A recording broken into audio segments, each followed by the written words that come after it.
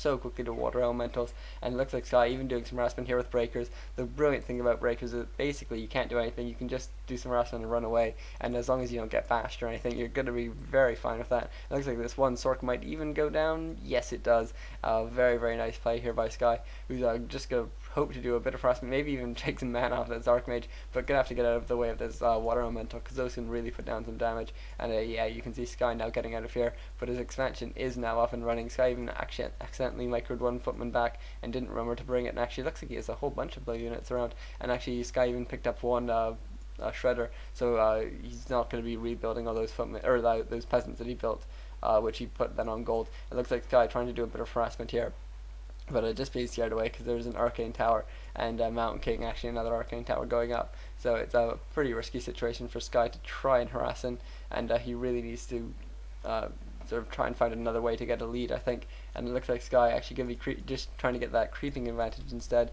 4-4 now for Sky, so really if he gets 5-5, that could be very bad for Kenshin at this point, considering that Kenshin I think is still behind a bit in experience. Is it 4-3? Where's that Mountain King gone?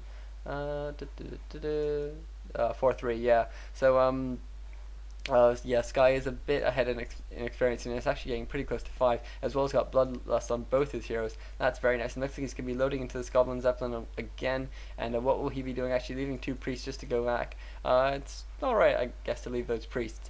I mean, it might be, I guess, out of all the units he has, those are the nicest ones to leave behind, and he did bring a couple with him, so he will be able to dispel any water elementals that get in the way. And you can see this just constant harassment by Sky, such typical Sky play, and so annoying to try and beat. And you can see even loading his 2 heroes into the Goblin Zeppelin, but that Zeppelin now going down even to the very low damage of Arcane Tower, and Sky now in an excellent position, should be able to get off some very nice Breath of Fire if he wants against these sort of all these militia which are having to walk through a very tight choke point.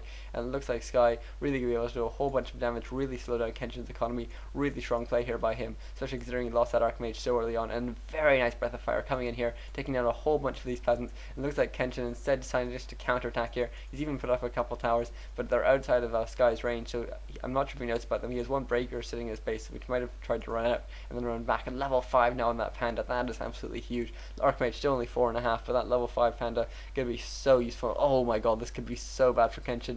But Sky's moving back, trying to get the optimal positioning.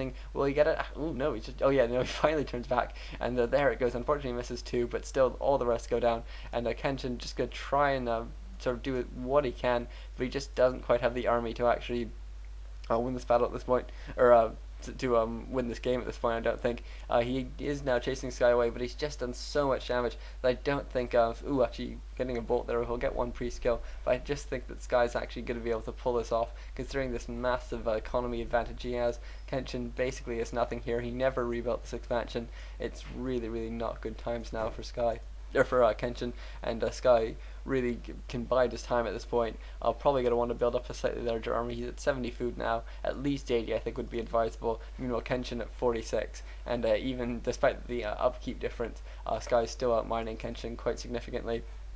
And I think actually you can see Sky even bringing in a Shredder into his army now, just because he does have 1200 lumber in the bank, and he knows that if he wins this battle, he's definitely going to win the game. And shredders are absolutely awesome against breakers. And it looks like this panda will actually, very nice play here by Sky, bringing it into his Zeppelin. Going to get a fantastic position on this with this panda. Going to try and get some Breath of Fire off, I imagine. Actually bringing that Zeppelin away when it's only down to 26 health.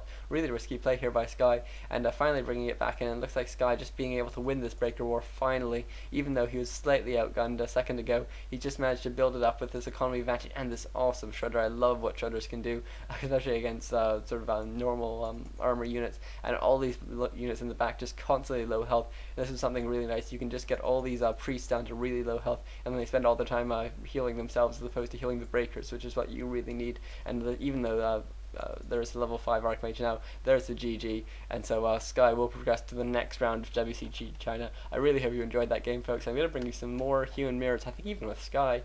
I can't remember who's in them, but certainly very, very soon. I very much hope you enjoyed that, and please feel free to comment, rate, subscribe as ever. Thank you.